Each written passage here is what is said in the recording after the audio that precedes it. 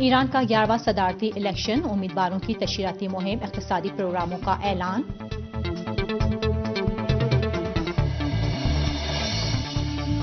ماؤ نوازوں کا حملہ، کانگریسی لیڈروں کی ہلاکت، منموہن سنگھ اور سونیا گاندھی رائے پور پہنچ گئے۔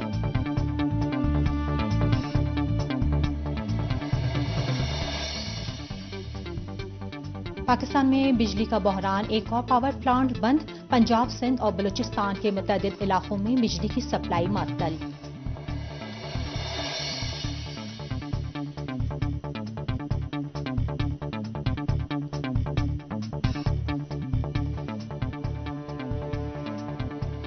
بسم اللہ الرحمن الرحیم، درود و سلام ہو محمد و آل محمد پر۔ السلام علیکم ناظرین، سب سے پہلے ہم اپنے تمام ناظرین کی خدمت میں وفات حضرت زینب سلام اللہ علیہا کی مناسبت سے دلی تعزیت عرض کرتے ہیں۔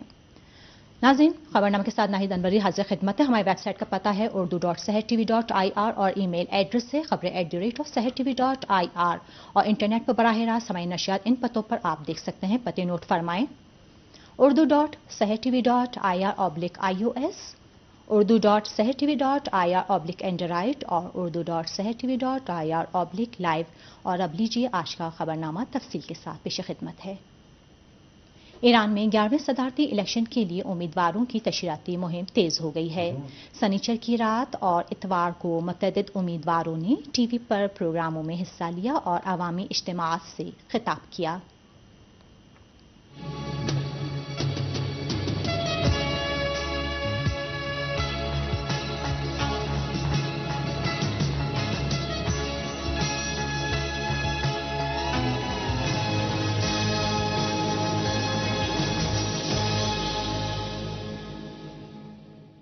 ایران کی اعلیٰ قومی سلامتی کونسل کے سیکریٹری اور صدارتی امیدوار ڈاکٹر سعید جلیلی نے اپنے پہلے ٹی وی پروگرام میں اقتصادی معاملات کو سر فہرست رکھا۔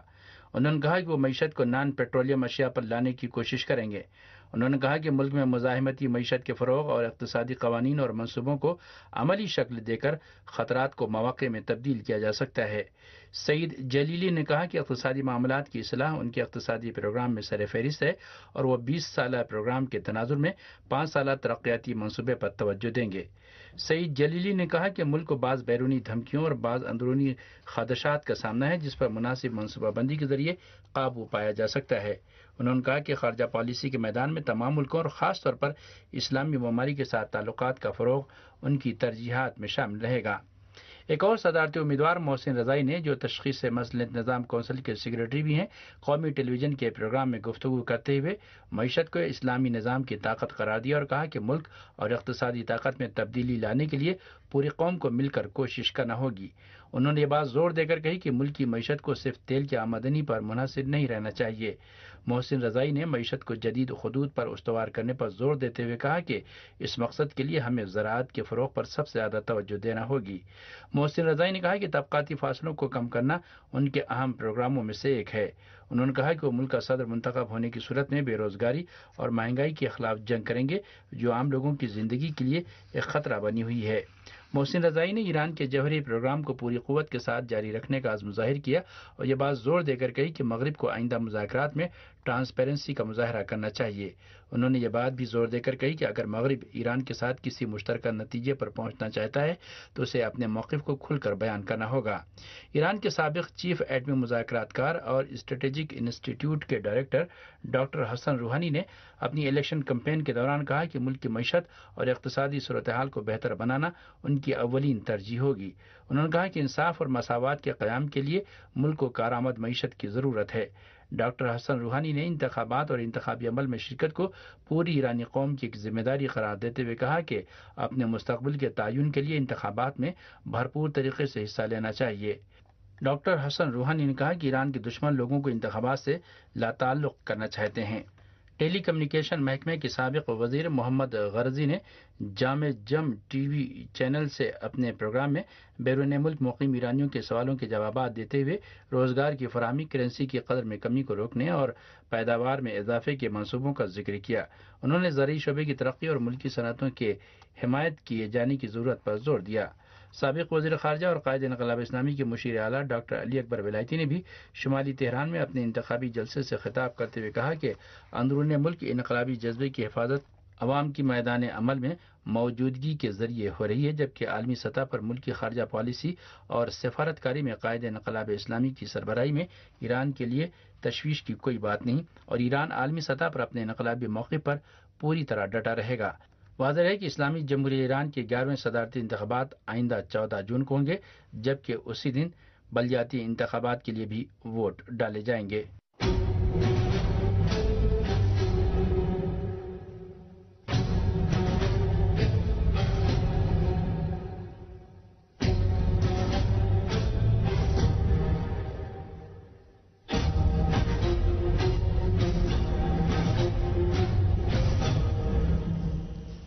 وزیر دفاع احمد وحیدی نے کہا ہے کہ اسلامی جمہوریہ ایران کی عرضی سالمیت کے خلاف کسی بھی طرح کی جارحیت کا انتہائی سخت جواب دیا جائے گا۔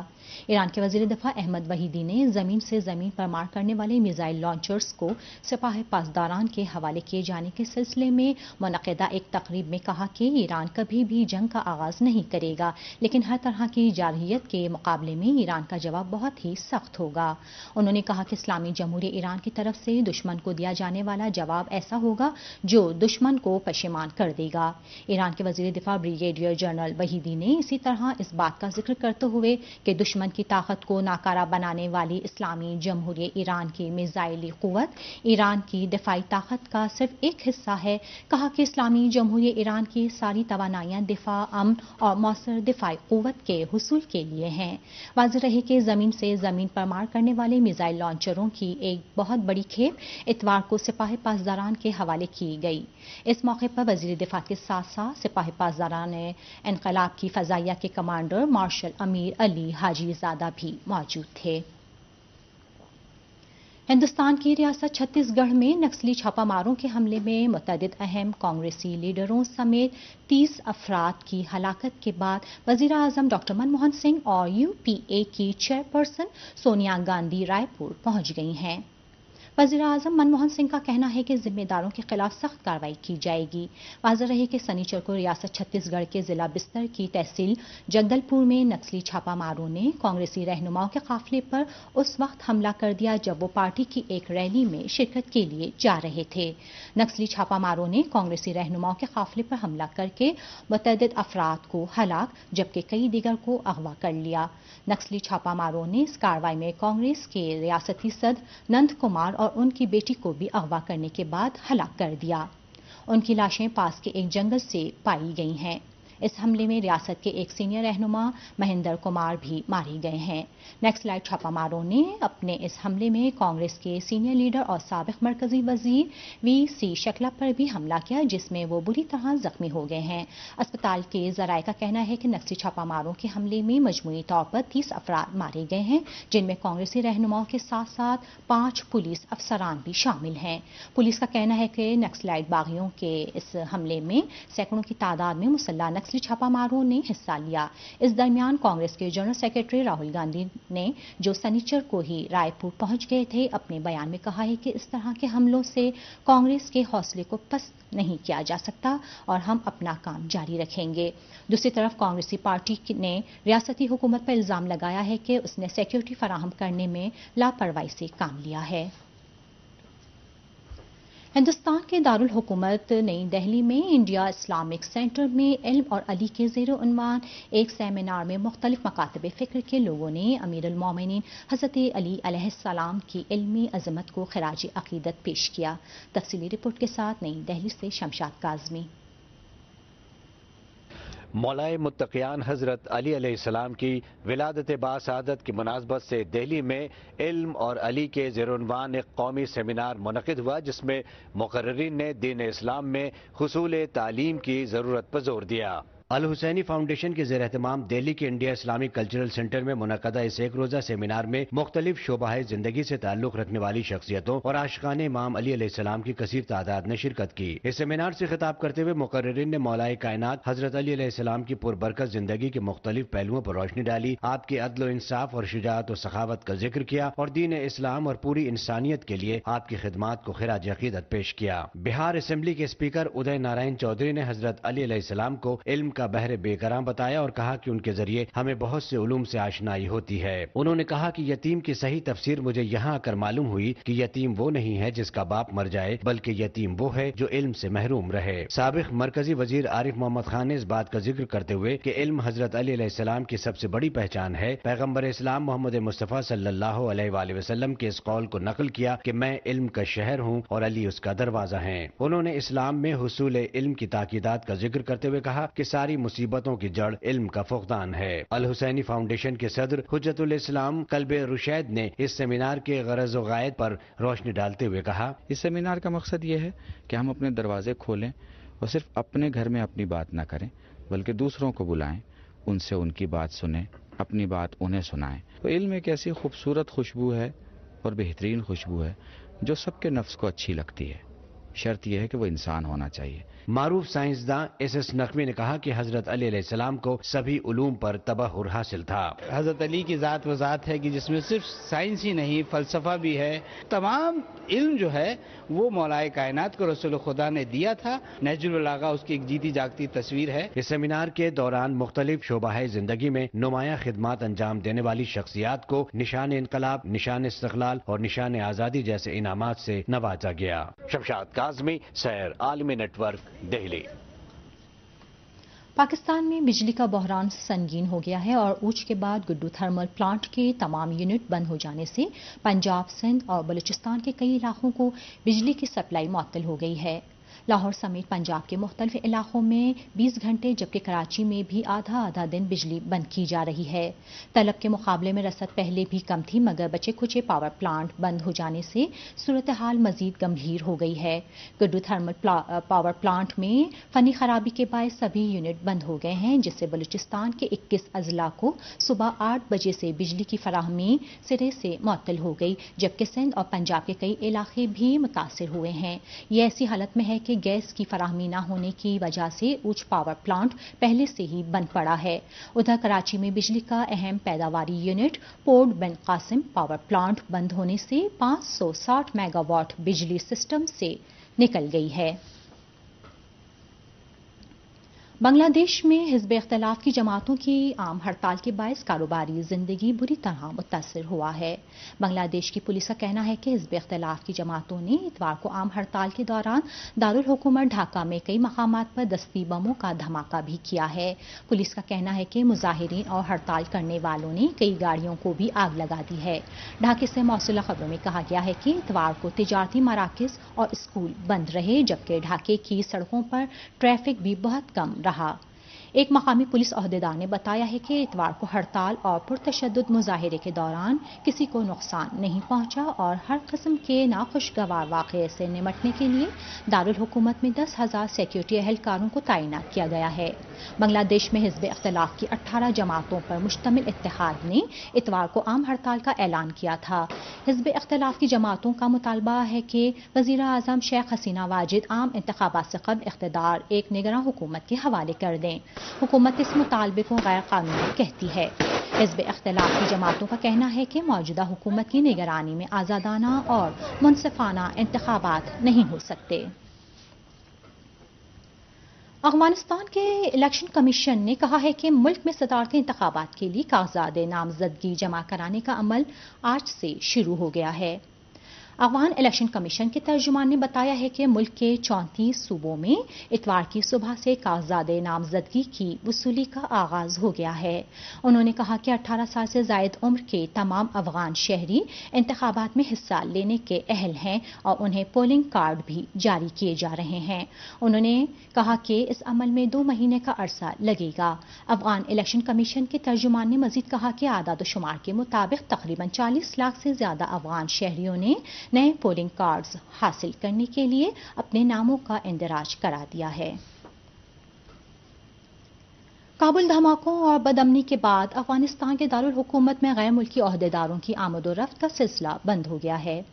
افغانستان کے ایک ٹی وی چینل نے سرکاری عہدیداروں کے حوالے سے بتایا ہے کہ کابل شہر میں غیر ملکی عہدیداروں کی آمد و رفت پوری طرح سے رک گئی ہے۔ اس رپورٹ کے مطابق غیر ملکی شہریوں کے کابل میں سفر کا سلسلہ خونی دھماکوں کو کی وجہ سے بند ہوا ہے۔ جمعے کی شام 5 حملہ آوروں نے کابل کے شہر آرا میں واقع ایک عمارت میں داخل ہو کر عالمی ریفیوجی آرگنائزیشن کے دفتر پر حملہ کر دیا تھا۔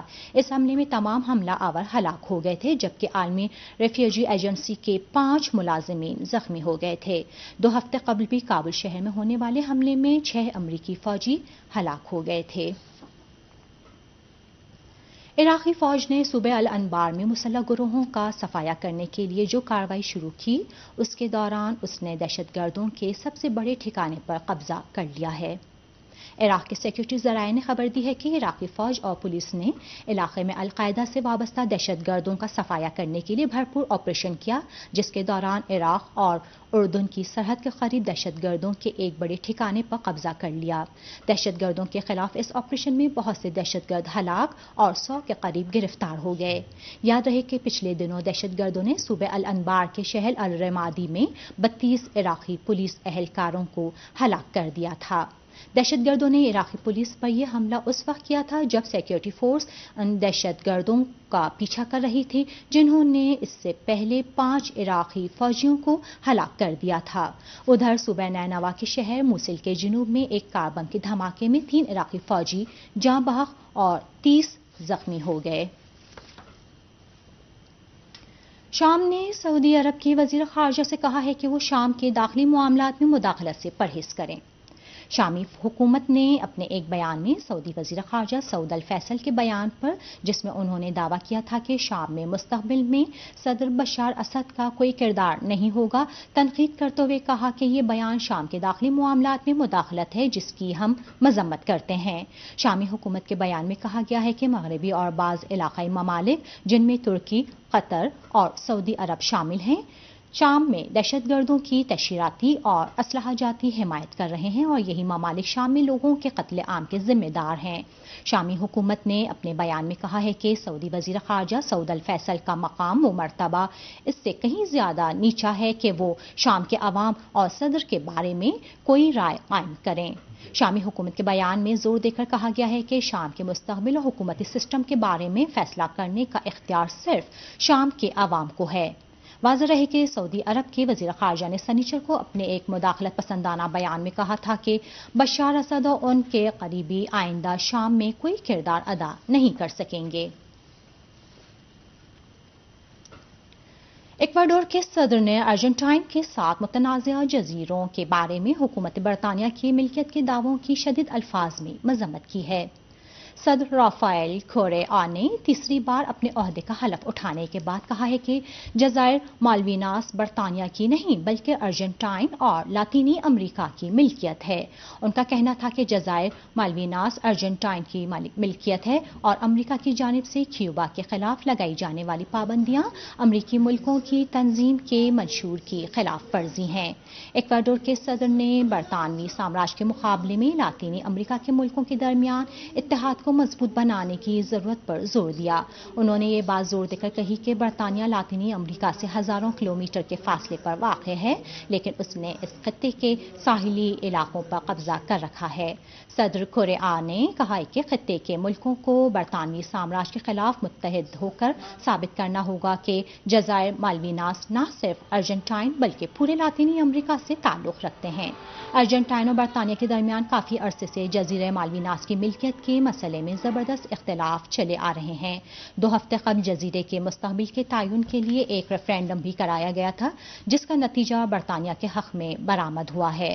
ارجنٹائن نے ریفرینڈم کے نتائج کو مسترد کرتے ہوئے کہا کہ ریفرینڈم میں صرف ان ہی لوگوں کو حصہ لینے کا موقع دیا گیا تھا جو برطانیہ سے ہجرت کر کے مالویناس آ کر آباد ہو گئے ہیں۔ سویڈن میں پولیس کے مبینہ طور پر متعصبانہ رویے کے خلاف فسادات مسلسل 8ویں دن بھی جاری رہے۔ سویڈن کی پولیس کا کہنا ہے کہ دارالحکومت اسٹاک ہوم کے مضافاتی علاقوں میں مشتعل افراد نے مسلسل 8ویں رات بھی पुरतशद्दुद मुजाहिरे किए। पुलिस का कहना है कि अगरचे मुश्तइल अफराद ने कई गाड़ियों को आग लगा दी, लेकिन सनीचर की रात निस्बतन पुरसुकून रही। कहा जा रहा है कि पुलिस की मदद के लिए मजीद नफरी तैनात कर दी गई है।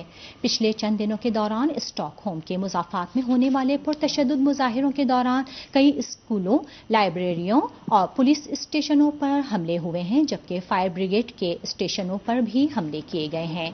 ये फसादात उस वक्त शुरू हुए जब स्वीडन की स्टॉकहोम के मुजाफात में एक सिन रसीदा महाजिर शख्स को हलाक कर दिया था। स्टॉकहोम के मुजाफात में आबाद महाजिरीन का कहना है कि पुलिस उनके तय मुतासिबाना रवैया रखती है।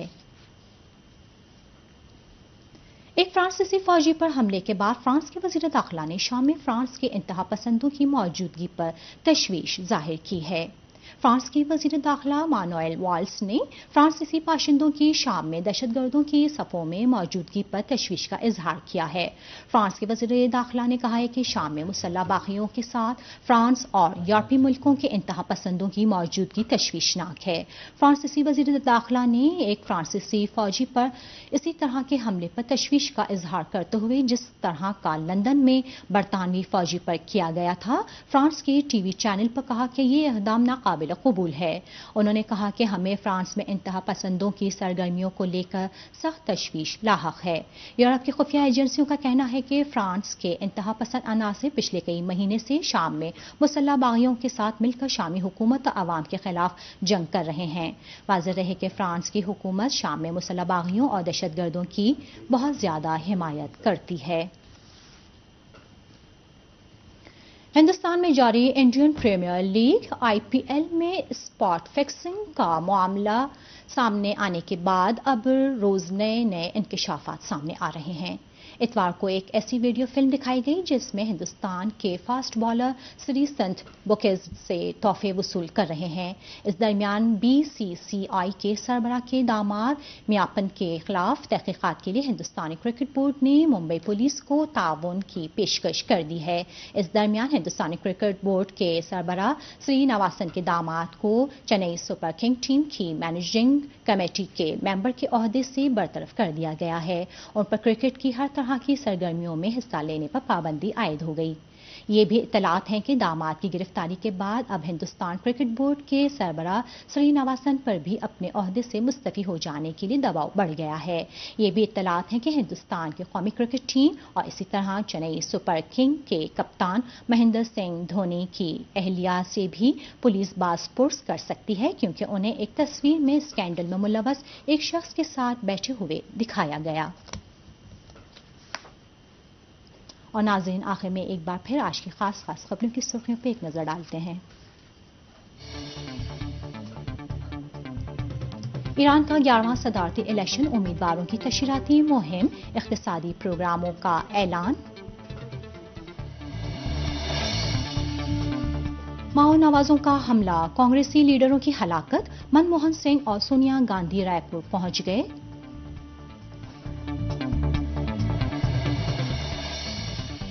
और पाकिस्तान में बिजली का बहरान, एक और पावर प्लांट बंद, पंजाब, सिंध और बलूचिस्तान के मुतअद्दिद इलाकों में बिजली की सप्लाई मुअत्तल। और नाज़रीन, यहीं आज खबरनामा अपने इख्तिताम को पहुंचा। यहीं हम आपसे इजाजत चाहेंगे। खुदा हाफिज।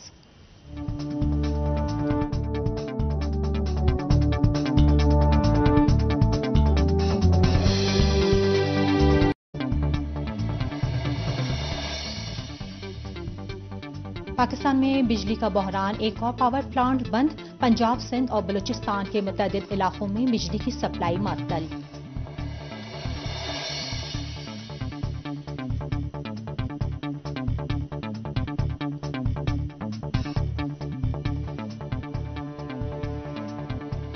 बिस्मिल्लाहिर्रहमानिर्रहीम, दुरूदो सलाम हो मोहम्मदो आले मोहम्मद पर। अस्सलाम वालेकुम नाज़रीन। सबसे पहले हम अपने तमाम नाज़रीन की खिदमत में वफ़ात हज़रत ज़ैनब सलामुल्लाह अलैहा की मुनासिबत से दिली ताज़ियत अर्ज़ करते हैं। नाज़रीन, खबरनामा के साथ नाहिद।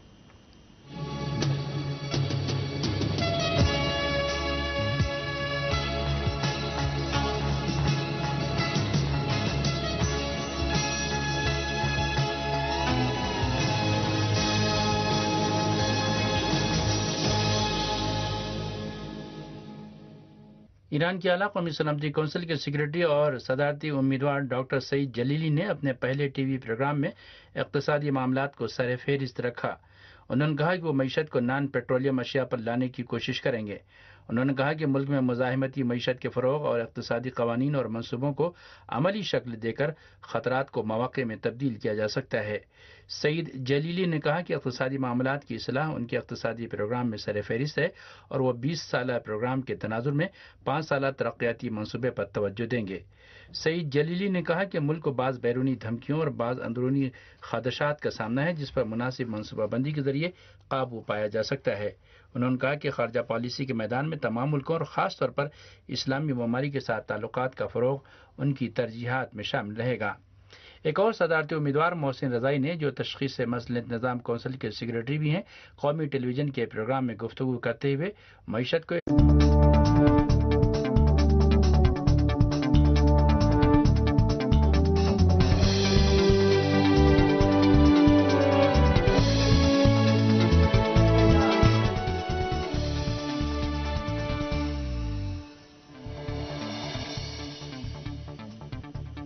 ایران کا 11واں صدارتی الیکشن، امیدواروں کی تشہیراتی مہم، اقتصادی پروگراموں کا اعلان۔